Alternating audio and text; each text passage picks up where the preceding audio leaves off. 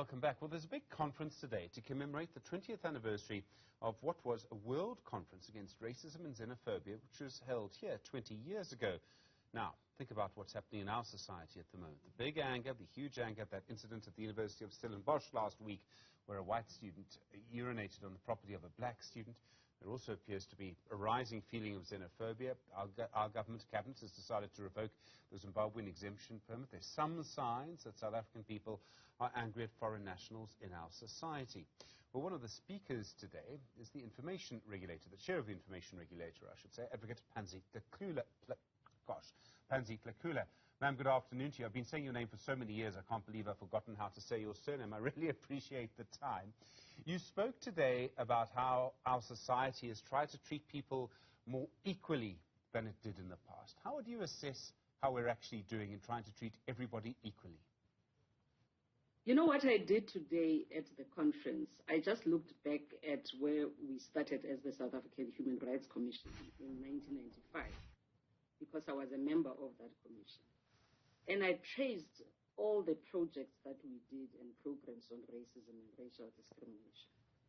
We investigated racism and racial discrimination at university residences, which took what used to happen there was that there were induction rituals which were racially based and which gave rise to all sorts of racial problems. Stellenbosch in particular, I'd like to mention that university because it's one of the universities that we investigated at that time when there was this induction that led to a black student being knocked by a car and he died.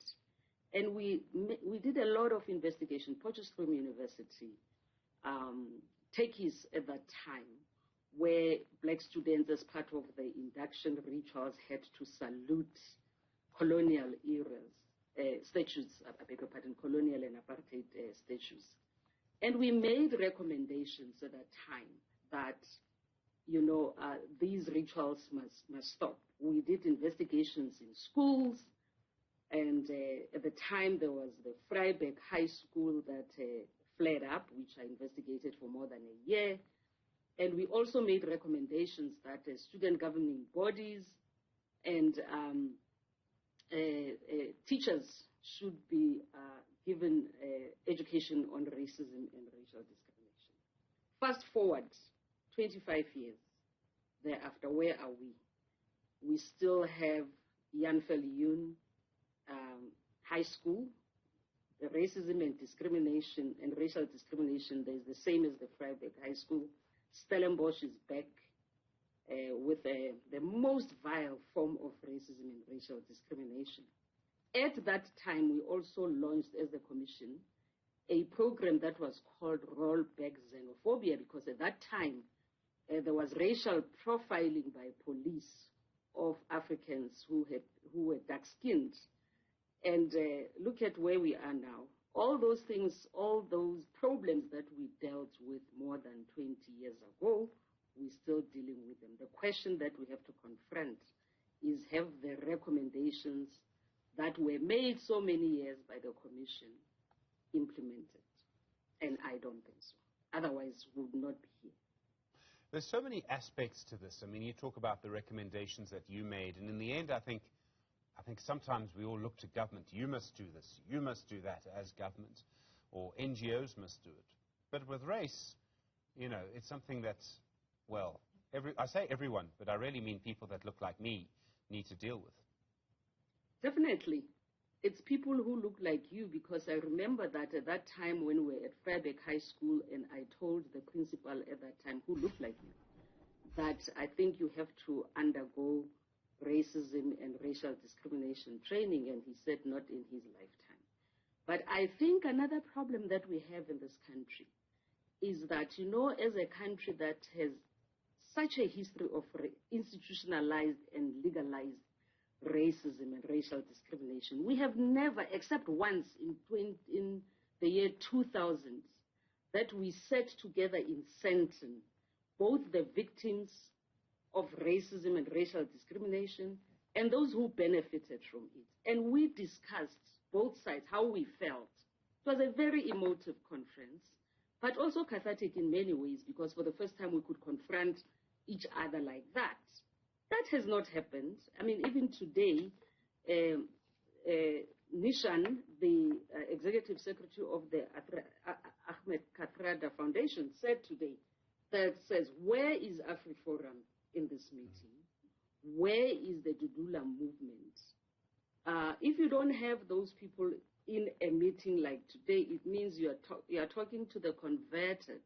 We have a commission in this country which has to deal with linguistic and religious and so forth communities.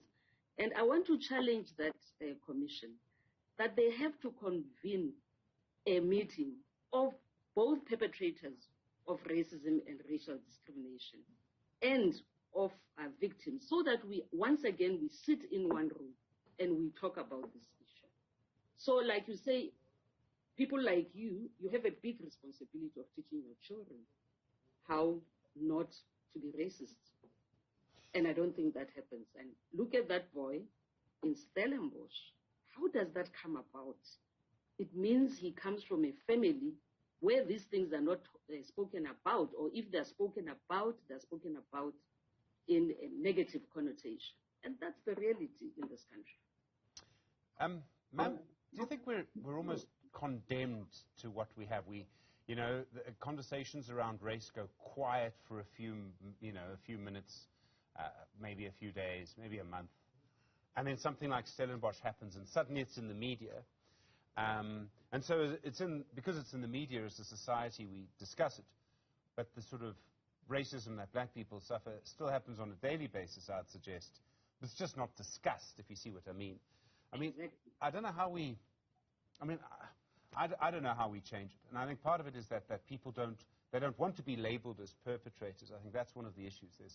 There's a deep sort of sense of guilt that they can't access. There's a lot to this.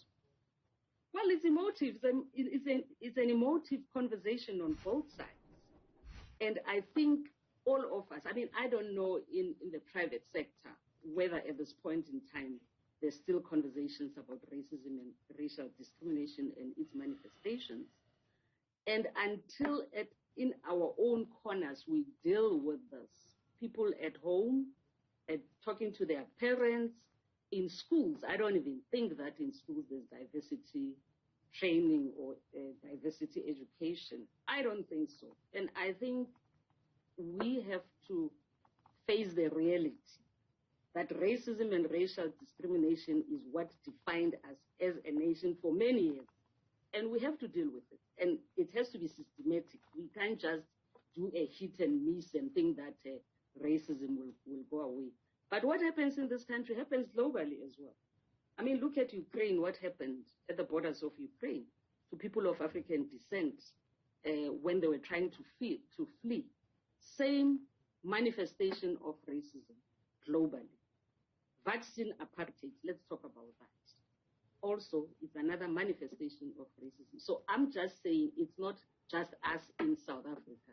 Many countries are battling with racism, but I don't think there is a political will to deal with it and deal with it decisively outside adoption of legislation and dealing with impunity through courts. I think we need more than that to address racism and racial discrimination in this country. A few years ago, I was speaking to someone from the ANC who made the point, it was Ibrahim Rasool. He made the point in public that he felt that the biggest social dynamic of the last 10 to 15 years had been a move away from social cohesion, that we'd actually gone backwards. And I would suggest that in the pandemic, that process actually sped up.